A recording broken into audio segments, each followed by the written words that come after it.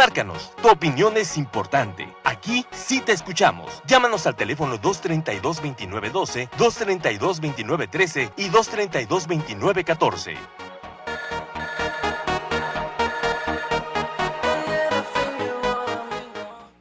Hay mucha gente que sostiene hasta el cansancio, porque así nos lo enseña la ley, y la ley o la historia. La historia la escriben los que ganan, los vencedores.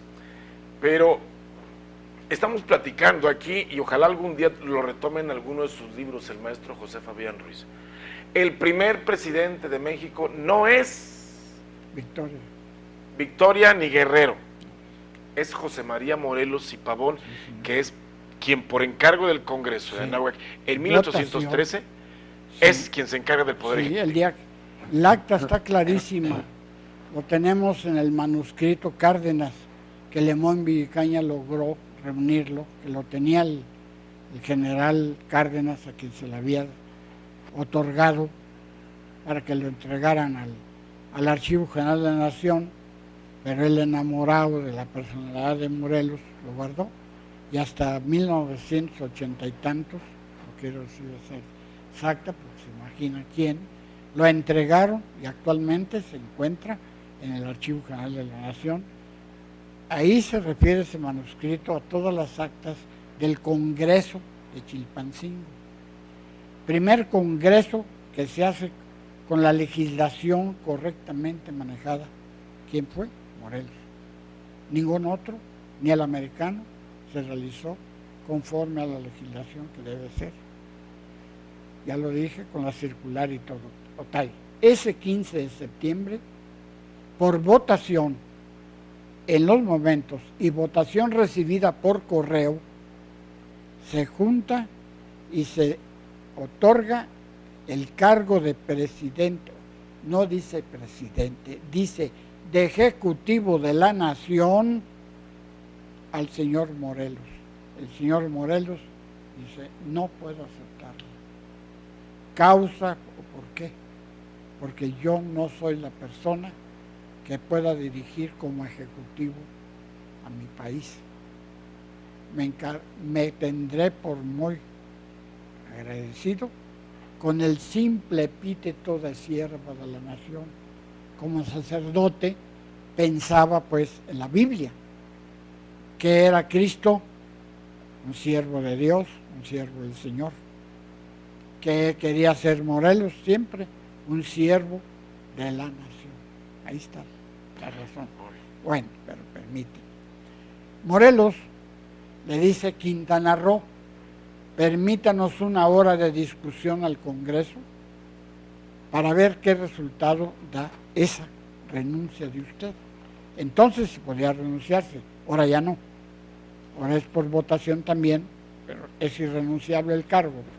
Se va a la sacristía a fumar su cigarro de hoja, le cae otra vez Quintana Roo y le dice, señor, el Congreso dictamina que usted debe ser el ejecutivo de la nación y no puede usted renunciar, porque conforme a su reglamento que nos presentó el 11 de septiembre, usted no puede renunciar a este cargo.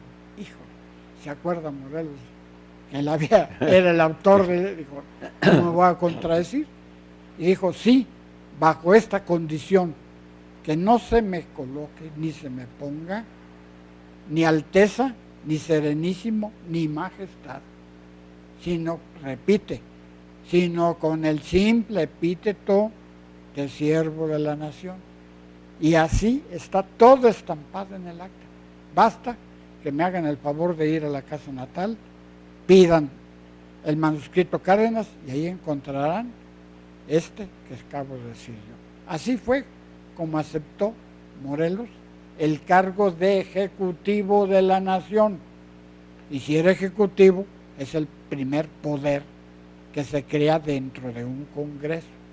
El segundo congreso fue el legislativo en Apatzingán y el tercero fue el poder judicial en Ario de Rosales con el Supremo Tribunal de Santiago Ario. Clarito. los tres poderes se conformaron dentro del sistema político republicano. ¿Quién es entonces el creador de nuestra república en la cual ahora vivimos? Morelos. ¿Quién es el creador de nuestro Estado mexicano? Morelos. Por eso no entiendo, maestro, y ahí me voy a pelear con usted. Por eso no entiendo que siga usted defendiendo la figura del padre de la patria en Miguel Hidalgo y no la determine en quien siguió la lucha. Con todo el respeto, yo valoro lo que hace Hidalgo, imbuir, pero en estaturas, bueno. digamos, valoro más la estatura del general Morelos que el del mismo Hidalgo. Sí, pero no podemos desconocer que Morelos es un ente criado, un ser criado para ser héroe, pero bajo los pensamientos originarios de Hidalgo. Entonces, parafraseando a Napoleón, diré que Morelos es la patria. Morelos es la patria, correcto, pero el que nos... Ya que Napoleón dijo, el Estado soy yo. Sí, pero el que promulga para ser patria fue Hidalgo. Y Morelos es el conformador. Aunque Hidalgo haya tenido el creador esta circunstancia de buscarle el respeto a Fernando VII. Aún y cuando ahí se equivocaba en un elemento jurídico, político jurídico, que era la soberanía. Para poder ser libre se necesita soberanía. Para ser independiente se necesita soberanía. Pero si esta soberanía, la manera de manejarse internamente, se tiene que pedir permiso, pues no hay soberanía absoluta, es delegada a quien se le pide el permiso. Pero Morelos, por eso, es el creador de nuestro Estado mexicano. Y es más, es el creador de nuestro sistema republicano, en el cual vivimos.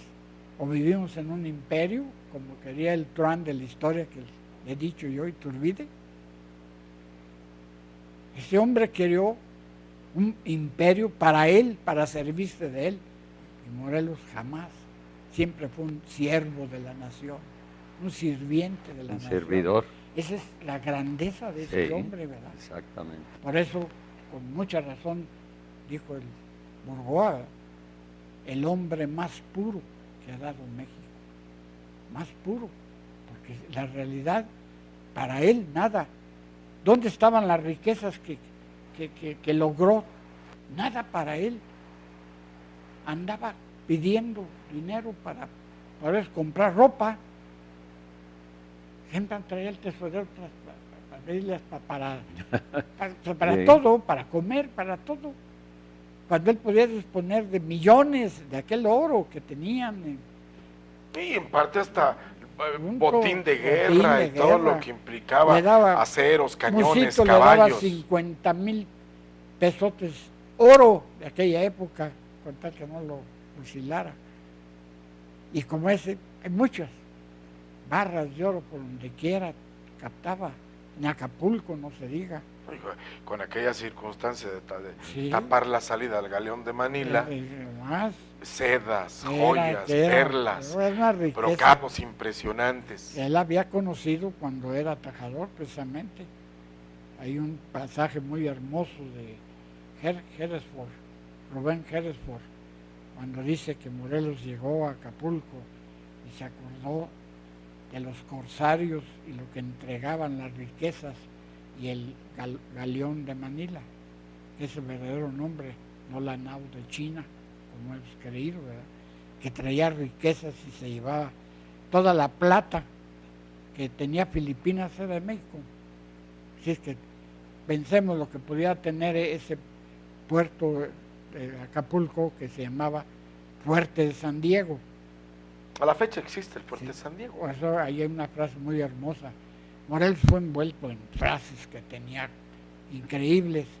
Cuando se para Valdés y levanta su vaso de vino y dice, ¡viva España! Y le entrega la espada a Morelos, dice, sí, viva España, pero España hermana, no dominadora de América. Que Valdés era el general el encargado de el fuerte de del San Diego. Fuerte de San Diego. Y es Que el 20 de agosto tuvo que entregarlo. después de un sitio muy 7 largo. meses, hombre. Muy Pero- largo y criticado por Criticado. su largueza. ¿Qué errores comete? Aparte de las ausencias en la batalla de que perdías, Sí. ¿cuáles son los errores en la vida de Morelos? Precisamente porque él quería cumplirle el compromiso de los derroteros de Hidalgo que le dio en Yaparapeo, tomar el puerto de Acapulco para acabar con la introducción de las riquezas que traía la nao de Callao, Perú, que era oro también, era oro principalmente, y la nao de Manila, que eran riquezas de otros, de sedas y todo. Así es que sí fue una equivocación en la estrategia militar de Morelos, porque yo he dicho que no fue un hombre genio, un hombre autodidacta preparándose toda la vida para todo. Él había estudiado para hablar de derecho. ¿Qué había estudiado? Los cánones, el código canónico. Él lo manejó contra el ataque que tuvo, el litigio que tuvo por su capellanía, que se la negaba el licenciado en Derecho Canónico y después, entonces juez de capellanías y luego obispo de Michoacán, Abad y Queipo, Y ahí viene que es el que firma después la Inquisición el 14 de julio de la excomunión. 1514, que ni caso le hicieron, porque Morelos dijo a ese señor, le preguntan en la Inquisición que por qué no había hecho caso a su obispo, y él contesta, ¿cuál obispo? Ese señor no es obispo, ese señor, fíjense cómo dijo, no deja de ser como cura como yo, efectivamente, no era obispo consagrado, era obispo electo. ¿Y por quién? Por una regencia que también fue desconocida. Lo poliédrico de Morelos es fantástico. Está lleno de verdaderamente de puntas que hay que estudiar cada una de ellas, porque como tú dijiste al principio, lo mismo se habla del estudiante que del cura, que el estratega, que del legislador. ¿De dónde aprendió tanto? Siempre leyendo. Y entendiendo. Esa clase de hombres, don Antonio, nos dejan lecciones grandes. ¿Cuál era el Morelos que le pintaba la historia a usted en sus épocas de estudiante? Aquel que en la cuna, bueno, en este caso, la cuna de la independencia, la cuna ideológica es Morelia, pero la cuna real, el grito de Dolores, la campana que tiñe en la madrugada del 16 de septiembre, ¿qué aprendió usted de pequeño en relación a Morelos? ¿Había espacio en la historia para Morelos junto a Hidalgo? No, muy poco espacio. Por eso le digo a usted que nunca se le ha hecho justicia al verdadero héroe de la independencia. Porque a Hidalgo, pues, lo mandaron a San Felipe Torres Mochas, y allí hubiera podido ser el grito. Lo pasaron a Dolores, y fue cuando allí fue, pues, una coincidencia el grito de la independencia. Pero en la historia nunca nos hablaban, casi nunca nos hablaban de Morelos. Prácticamente todo era Hidalgo, Allende, Aldama, todos ellos, y se ocupaban muy poco de Morelos. Y es lógico la influencia de la iglesia, que pues no permitían mucho que se hablara de eso. Y mire, usted habló ahorita de la campana, y nos defraudaron de Dolores con la campana. Sí, A ver, ¿cómo está eso? para la Pues casa sí. natal. Mandaron una campana que no es más que fibra de vidrio cubierta de lámina, No es la réplica. no es la réplica. Oiga, y nosotros sí les mandamos un Morelos de Sí, veras. señor, pero lo más grave fue que yo anduve investigando y el maestro me apoyó en ese sentido.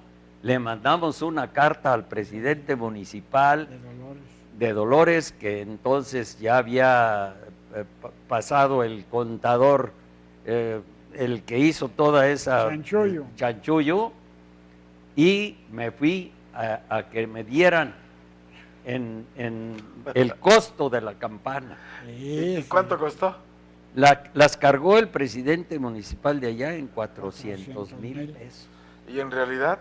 Vale como 70, 80,000 pesos. Y eso por los ángeles que la están sosteniendo.